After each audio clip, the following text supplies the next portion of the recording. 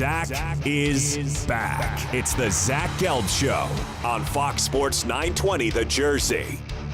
All right, we're back. Zach Gelb Show, Fox Sports 920 The Jersey. 609-919-9200 is our number. Time in the Princeton Orthopedic Associates Studios is 5:37. Talk to Sean Estes in hour number 1. In hour number 2, we have talked to Tom Moore, and now we're going to talk to Joe Giglio. We're going to do a little Penn State, some Sixers, and some All-Star Game talk with the tremendous writer for NJ.com and a great talk show host on Sports Radio 94 WIP and WFAN. And the big news today, court documents were released that Joe Paterno knew about Jerry Sandusky sexually abusing children in 1976 and did nothing about it. And Joe Giglio joins us right now. Joe, great to talk to you, and how are you, my friend? I'm doing well, Zach. Congrats on the show, and happy to be part of it today. Well, thank you so much for coming on, and I always enjoy your work and the time that we do get to see each other covering various games. We got to see each other this year with the Giants and the Eagles, where the Eagles got a big victory at Lincoln Financial Field on Monday Night Football. But what was your reaction today when you read everything from John Doe 150 and all the other claims from the files regarding Penn State and Joe Paterno? Unfortunately, Zach, I wasn't surprised. Years ago when this whole thing surfaced and all those awful allegations came out of Penn State, I said then that I wouldn't be surprised as the years go on if there's more and more that trickles out. I mean, to me, it always felt like a systematic cover-up, and when that exists, there's just no limit to how far we'll go. I mean, it's almost like, and not to make light of any of this, but once you tell a lie, even if it is a simple lie, if you want to keep it up, you have to keep going, and I always thought this stuff would happen. Now, Zach, a lot of people, especially Penn State supporters or Joe Paterno supporters, will talk about how this is so far in the past, and then this is all coming out now. And yes, there's a lawsuit and there's money involved. And look, probably not every single claim, not every single ounce of testimony from every single person that comes forward is going to be true here. And unfortunately, there always are people that just want to come in for a money grab. But when there's so many and there's so many different issues in all these different years, it's hard to dismiss it as, yeah, that's just this person talking. There's probably some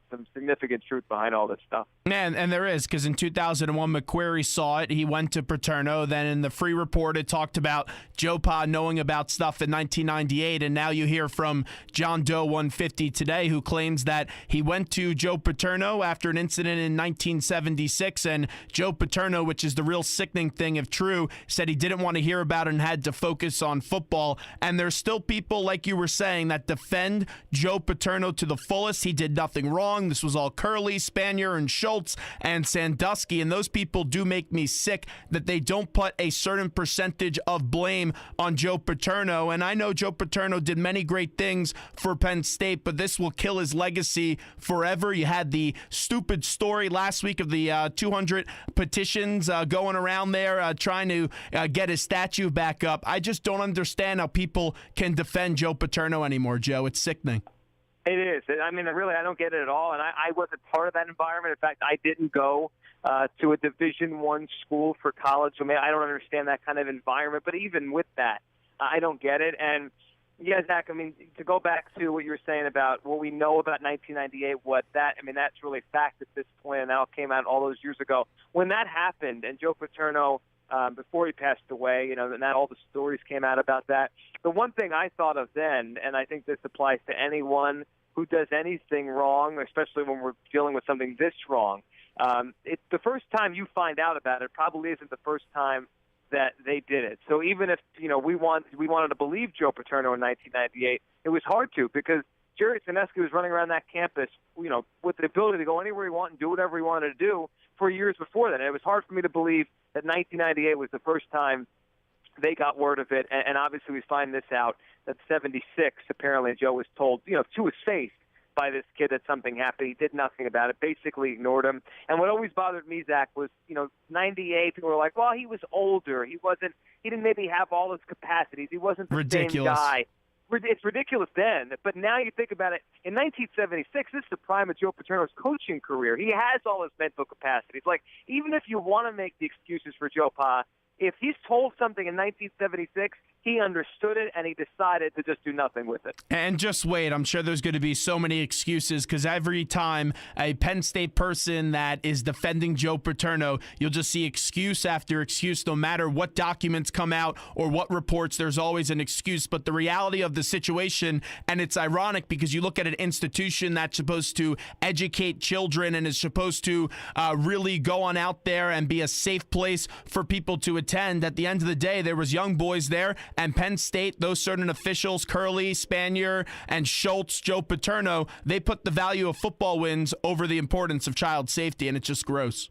It is, and you know what? Again, you use the word ironic. I'll use it in this term. Penn State, and they always, I thought over the years, before all this came out, I think they and their fans looked at themselves as different than some of the other big-time schools that may have prioritized things outside of the football field. At Penn State prioritized academics. They prioritized doing things the right way. I had a very hometown feel to it. A lot of Pennsylvania kids stayed home. Meanwhile, whatever, the USCs or Alabamas, whatever dynasty we're talking about in the moment, maybe did things a little differently and maybe skirted the rules. But you know what? None of them did anything like this. So, the high and mighty Penn State, to me, that all came crumbling down a few years ago. Will that statue ever be put back up? Because I've been up to Penn State. I was 2 years ago for a Temple Penn State game, and you still go into some fan shops, and there's a lot of pictures of Joe Paterno still. But will that university ever put that statue back up, Joe? I hope not. I hope as the years go on, looking at Joe Paterno as some sort of deity goes away as generations pass. And, if a kid is born now or a kid is 10 years old now and in 7 years he's being recruited by Penn State, I don't think there's that kind of cachet anymore. Meanwhile, when we were kids, we knew who Joe Paterno was. And if someone come to us and said, wow, Joe Paterno, Penn State, that would be that feel to it. Now I think if we get past the next few years, Zach, and we get past them maybe putting it back up, I don't know if it ever will. I think he'll kind of be lost to history because we'll bury him based on all this stuff. Joe Giglio joins us right now. Does a tremendous job, NJ.com, WIP, and WFAN, one of the hardest working people in the media industry right now. I want to get to the Sixers. They're in action tonight for the Summer League. I've been very impressed with Ben Simmons. I think they have a transcendent star. The only knock, though, that I'll have on Ben Simmons, and I know that he didn't shoot a lot of three-pointers in college, only shooting 3, and we were talking about this a little bit before with Tom Moore, who joined us from the Bucks County Courier-Times. But it's the Summer League. Anything goes. I'd like to see Ben Simmons shoot at least one three-pointer tonight, Joe. It would be nice, right? And it's one of those things where you just want to see if he can, what it would look like. When you only shoot the ball 3 times from behind the arc your entire college career, it's really silly for anyone to say he can't shoot threes. We just don't know if he can because he hasn't done it. I think we can all probably assume he's not comfortable doing it, and it doesn't feel like he could knock it down because it's not part of his game yet. That's why he's not doing it. I'd like to see it too. But I agree with you. He's been very impressive. He looks very comfortable out there. He has a look about him that I know it's Summer League, so part of this is true, but it's like a man among boys type of thing when he's on the court. And it's funny. He's a very unique player. I think it's going to take a while for fans to get used to exactly what he does, but he really is a point guard trapped in a 6'10" power forward's body. And I think if the Sixers use him right, he could be transcendent, like you said, and be a very, very good player. And I think they'll try to do that, put the right kind of players around him to get the most out of that skill. And right now the Sixers, they're clearly centering this team around Ben Simmons and Joel Embiid, and they're going to have to eventually, if Embiid stays healthy, decide on either Okafor or Noel. Which player do you like better for the Sixers when it comes to Okafor and Noel? I like Noel better. I think he can fit better with any kind of team you have because he's a defensive center that is a rim protector. And I don't think he needs offense. He doesn't need touches. He'll get out of the way. I think Okafor, I find it very difficult to envision Okafor and Embiid and Simmons on the court at the same time, even if we project Simmons to be more of a point guard in a big man's body. Meanwhile, Noel, I think he can almost do anything you ask him to. He reminds me of a young Tyson Chandler with the way he plays the game. Chandler can almost fit in with any kind of team because of the way he played. Okafor, he's going to drop his 17 or 18, but I just look at him more as a liability on defense, and I just don't see how he fits with this team moving forward. That being said, they're going to probably try to find the right value for the right player in some sort of move they make. All right, let's get to the All-Star game. 8:16 start time tonight on Fox. Your favorite All-Star game memory is? 1999, Pedro Martinez, Boston Red Sox in Fenway Park, which was his home park at that time. And I mean, that's the height of the steroid era, Zach. Offense, the ball's flying out like we've never seen before.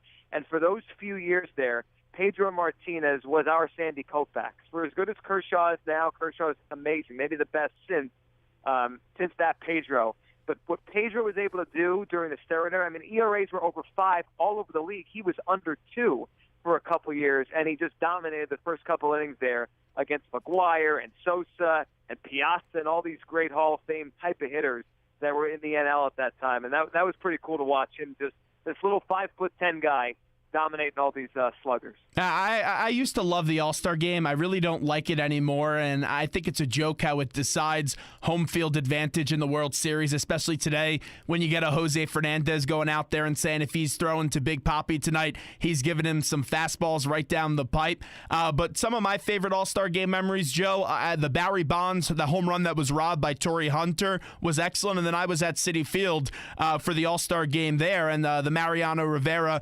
retirement and that whole tribute to him was something fun to watch as well. That was great, and that was obviously the night Matt Harvey started, and that kind of gives you a glimpse of, I think we have to appreciate when a guy makes an all-star team and a guy is, having a great year and at the top of his game, it doesn't always last forever. And Harvey, that was, he was the man that year, and now, a couple of years later, his career's not the same. How about that deciding home field advantage? I just think it's such a silly rule to me right now. It is. I supported it, Zach, when it first came in because I did feel baseball was embarrassed. They had to try to make something. They wanted to change. They wanted to make the game count. And I understand maybe they took it to an extreme. I thought as time went along, it would phase out. And I guess maybe they don't know how to do it. They don't know how to just change the rule back. But I think at some point you have to do that. I think the purpose in the moment was to not be embarrassed, play a game, and show people this isn't just a joke. You should watch it. The players are going to take it seriously. But at the same time, you think about it like tonight, Odubel Herrera is the Phillies representative. They're having a nice rebuilding year, but they're not going anywhere in terms of the postseason. He may decide the game tonight with a home run off of, I don't know, a guy that pitches for a last place or second to last place club in the American League. Like two guys who will have no impact on who wins the World Series could have an impact on where Game 7 is played. Thus, they'll have an impact on who wins the World Series. I mean, when you think about it logically, it doesn't make any sense. And the voting is also silly. I get it that the All-Star Game is for the fans, and also you want to honor some of the great players like David Ortiz is going to get honored. We were talking about Mariano Rivera earlier, but when you look at that voting, it's just such a shame, and it's awful that Daniel Murphy is not starting the game at second base because you can make the case he's the NL MVP right now, and he's not starting the All-Star Game. It's ridiculous. You can. It's a joke. It always seems like the best team or the hottest team for the first couple months, or the team with the most buzz stuffs the ballot box. Their fans this year, the Cubs, the Royals last year. The Murphy thing is bad. I think the shortstop thing is just as bad, if not worse. It I don't is. think Murphy's belongs in the All-Star game, but so does Ben Zobrist, who's starting. I don't think Addison Russell at this point in his career belongs in the All-Star game. He gets the starting nod over Corey Seager from the Dodgers, who just bested him in every area this season. And this is my thing. If you're going to do it the right way. Like if this game really counts, then they should take the best 34 players in each league and forget about the teams and forget about the voting. If you want it to be an exhibition, which I'm fine, and like you said, Ortiz, Mariano, and Jeter got there, Ripken, fine, bring the legends, bring a guy from every team, have the fans vote, but then you can't have the game count. You can't do it both ways. You're exactly right. Joe Giglio, before we let you run, I got about 3 minutes left. I just want you, since we're at the midway point of the MLB season, just break down what you've been impressed with, what you haven't been impressed with so far with the local baseball teams here, the Mets, Phillies, and Yankees. We'll start with the Yankees. I mean, I've been impressed with how consistently mediocre they've been the entire year. I mean, it's incredible how they get a couple games over 500, they fall back. They fall a couple games under 500, they come back. And I think they're making it very difficult on themselves, making it difficult on their front office, on general manager Brian Cashman to properly assess the team. Because the Yankees, I mean, they just don't sell, Zach. I mean, really, in our lifetimes, I mean, it's been forever. I think the last time they sold a very good player and they were sellers was 1990 when they traded Ricky Henderson away. I mean, this is a generation ago. They just don't do it. And if they're 500 or around where they are now, it's probably going to be hard for them to do it, even though it's probably the logical way to go. As far as the Mets, they've just been snake bitten. I mean, I thought they were right there with the Cubs when the season started. I thought we'd have an NLCS rematch. We still could, but they're just not they're not firing on all cylinders right now because they can't. They just don't have what they thought they'd have. And I just feel like this is going to be one of those years where it just doesn't go their way. And it doesn't mean they won't be really good next year and the year after when they get these pitchers healthy, but they're having a tough time right now. And as far as the Philadelphia Phillies, I think it's been a positive rebuild for them. I mean, they're 42-48. They're in this thing in terms of, they're not buried yet, but I just look forward with them, Zach, and I see a team that they have no money on the books next few years.